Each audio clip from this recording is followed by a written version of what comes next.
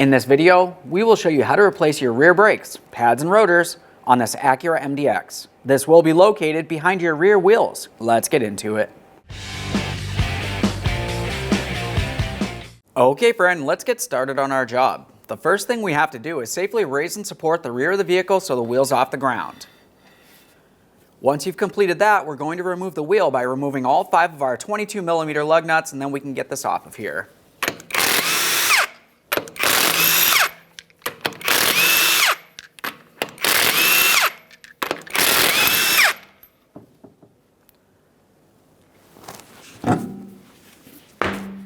With the wheel out of the way, let's pay close attention to the caliper. We have to push back the caliper piston, which would essentially be in this area here. To be able to do that easily, we'll use a small pry bar. We'll take that right inside this area, pressing up against the brake pad on the inboard side there. You can start pulling this outward.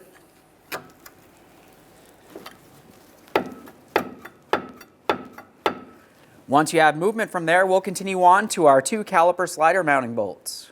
To remove your 2 caliper slider mounting bolts, we'll be using a 12mm for these. We'll fully remove the first one, quick inspection, start it back in a couple threads.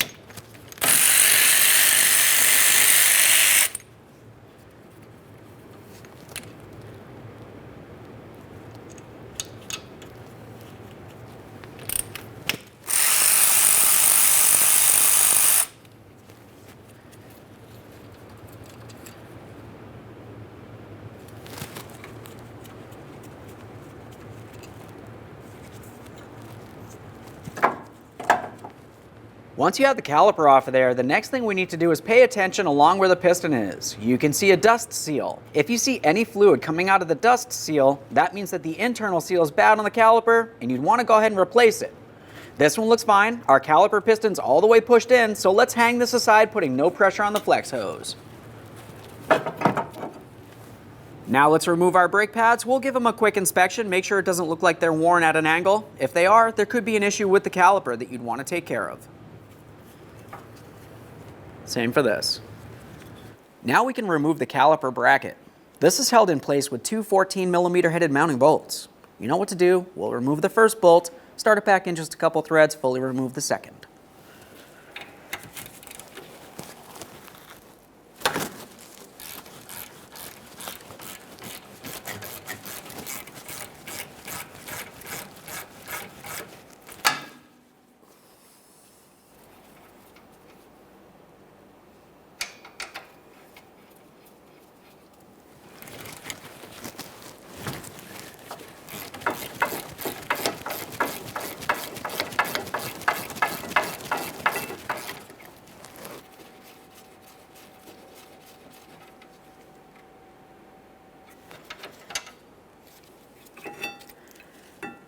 We'll give this a quick inspection, set it aside for now. It's time to start removing the brake rotor. Along the outer portion of the rotor, you're going to find that there's 2 Phillips head screws holding this in place to the wheel hub located behind it. To remove these, we're going to use a Phillips head impact driver. I'll put this right onto one of my Phillips head screws. I'm going to lightly turn this counterclockwise and we'll give this a couple taps to break it free.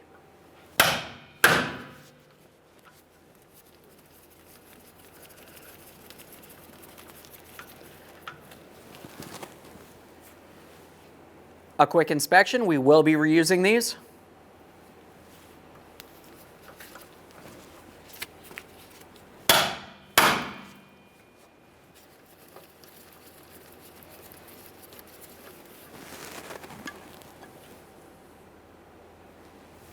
Now let's remove this rubber plug from the adjustment port. For this, I'm just using a small screwdriver. We'll just work it out of here. We will be reusing this as well.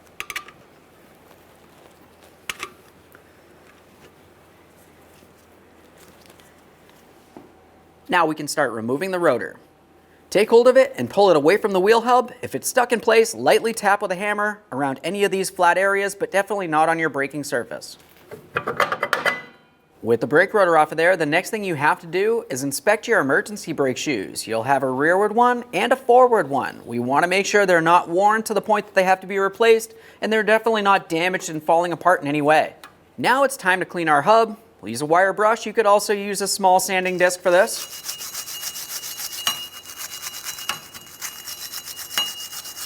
Now let's continue on with some copper anti-seize along the mating surface of the wheel hub where the brake rotor will sit.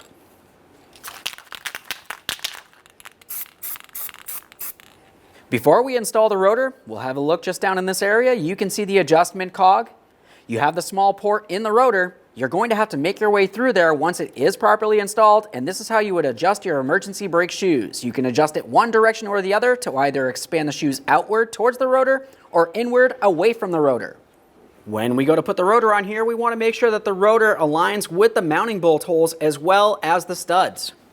Now it's time for our 2 mounting screws.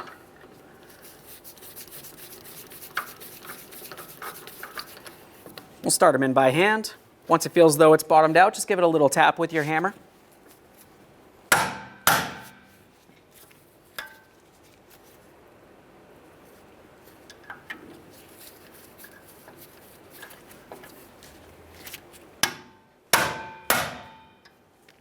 Continuing from here, before we start reinstalling the rest of the brakes, we're going to make our adjustment for the emergency brake shoes. For this, I'm just going to use a flat blade screwdriver. I'm going to align the port with that small cog that you saw just a second ago.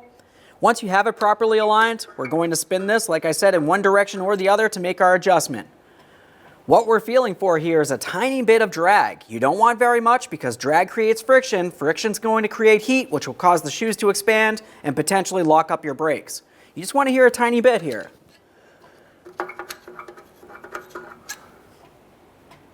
There we are. After confirming that you're properly adjusted, we'll continue on with our small plug. We're just going to press that right into the brake rotor here, protecting the area.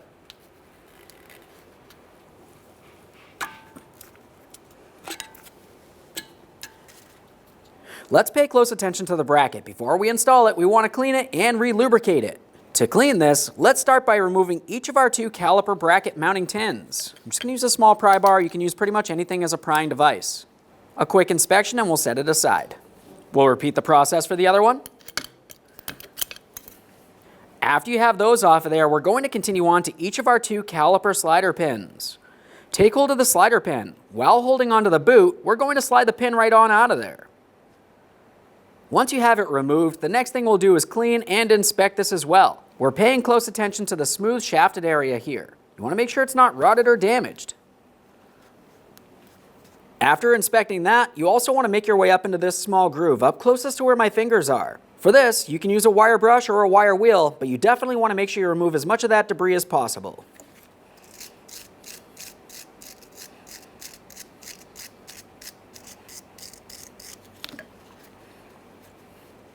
After confirming there's no raised areas, we'll go ahead and set this one aside, making sure we know exactly where it goes. Remove the other one from the bracket, same process.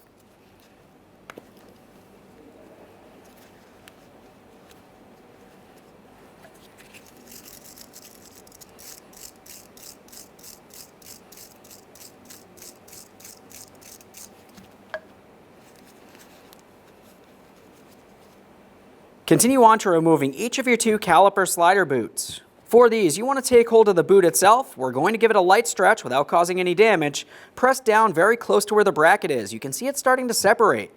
If you needed to, you could use a small prying device for this, but typically just doing it by hand will make it come out of place. Once you have it out of there, go ahead and give it a quick squeeze. Make sure it's soft and pliable, not torn, worn, or damaged in any way. We'll clean out the inboard side there, removing any grease or debris. Just start from one side. I'm going to twist this and push it all the way out through the far side.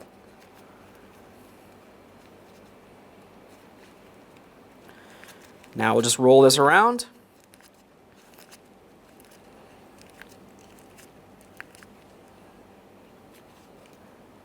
One last inspection of this one. That looks good. Repeat the process.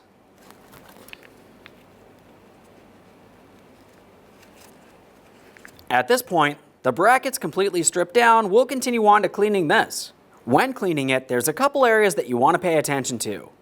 We have each of our 2 caliper slider ports. For these, we're going to use some parts cleaner and a bore brush. Of course, using parts cleaner, we're going to have a collection receptacle as well. Aside from those, we also want to clean each area of the bracket where those tins were supposed to go.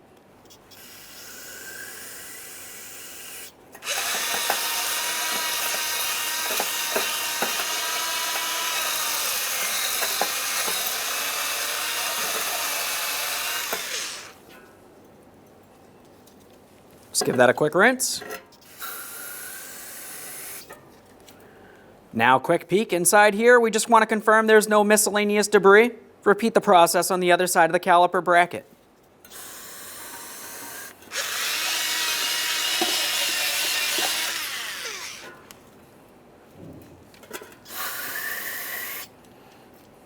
Continuing from here, we'll be cleaning those two areas where the bracket tins go, as I mentioned before. For this, you can use a wire brush or a soft sanding cookie. You want to be extremely careful not to remove any material from the bracket itself, which could cause pad noise.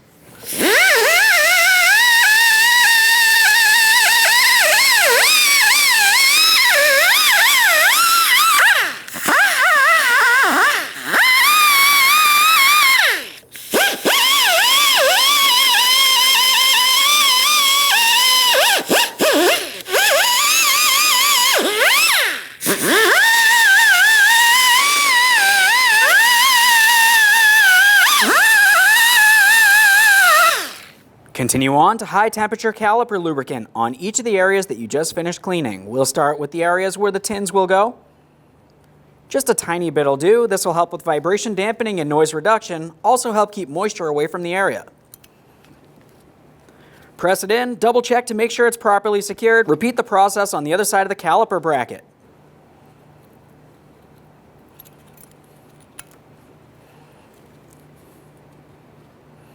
Now it's time to pay attention to our two caliper slider pin ports. We'll apply some high temperature lubricant in each of those as well. Make sure you get all the way down to the very end here. That's where the boot will sit. We want to make sure no moisture can make its way inside this area. When installing the boot, we want to make sure we have it in the proper orientation. This area will go into the caliper bracket. We want to make sure it's flush. Once you feel as though you have it in there, just go ahead and grab onto it. We're going to give it a quick spin and a light tug, ensuring that it's properly secured. Repeat the process.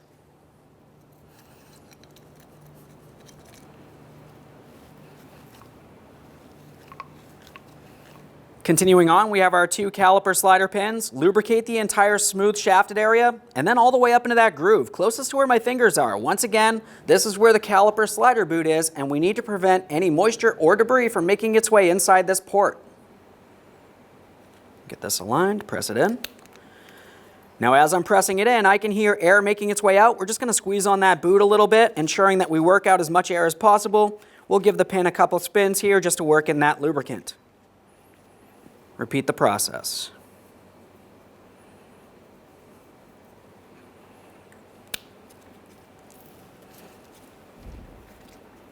Let's get this over to the vehicle. Just going to take this, we'll slide it right up against the rear knuckle here, aligning the mounting bolts ports. We can start in both of those mounting bolts. We'll use some blue thread locker on each of these bolts. We'll snug these up and then torque them to 65 foot-pounds.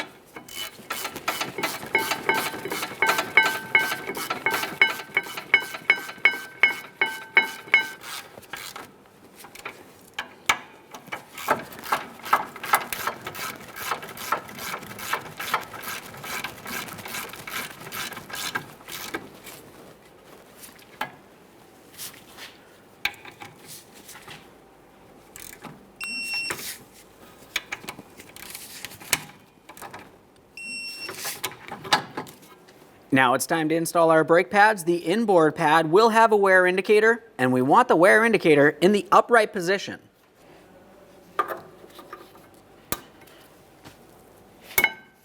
There we are.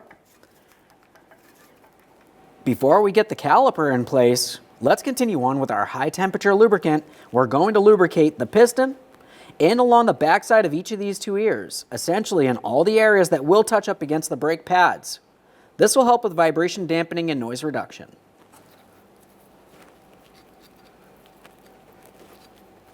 Continuing on from there, we have our pad separator springs. For these, they're going to go into the small holes that you can see on each corner of the brake pads. They'll make their way from one to the other, crossing in the center here. Once you do have one installed, we'll make sure we hold the brake pads together so they don't want to pull apart. Continue on to the second spring, same process. Just go ahead and line it up with the port on the pad. Press it in.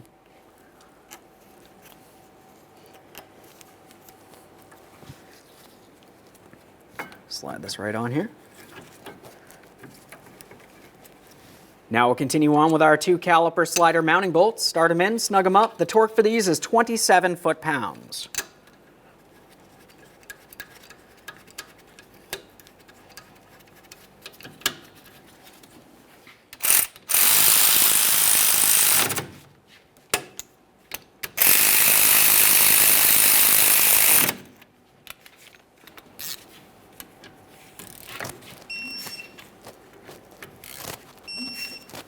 One last quick inspection in this area and we can reinstall our wheel.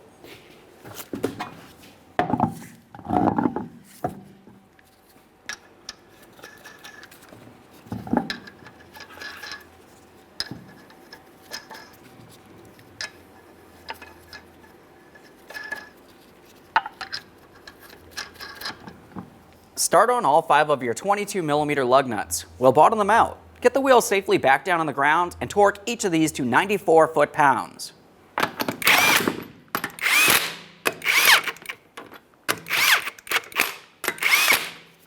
We've got the wheel back on the ground. We'll torque these in a crisscross manner.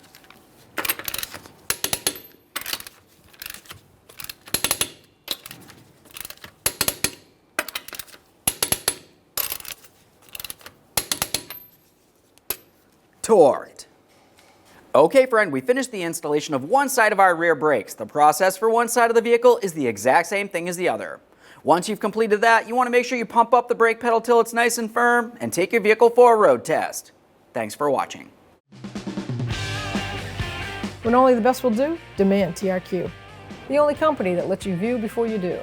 TRQ is committed to offering the highest quality aftermarket auto parts that are engineered for peace of mind. Thanks for using and viewing with TRQ.